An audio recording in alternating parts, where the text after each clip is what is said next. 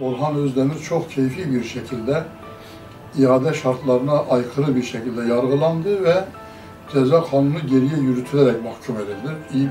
Çok iyi biliyorum. Yani Türk Ceza Kanunu'nun olmayan bir maddesi geriye yürütülerek Orhan mahkum edildi. Faruk Afşin hakeza 20 yıldır yanılmıyorsam cezaevindedir. Nuri Arslan 20 seneden beridir.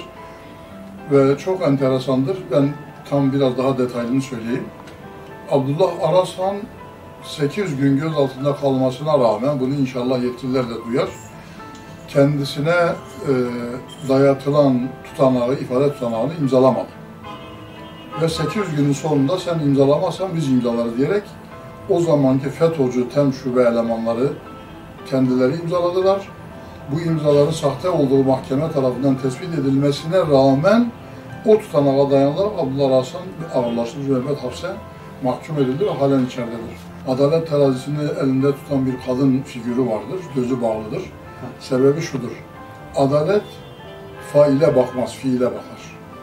Adalet mercileri faile baktıkları an, fail kimdir dedikleri an adalet yoktur. Eşitlik bozulmuştur. Adaletin birinci basamağı yırtılmıştır, yıkılmıştır.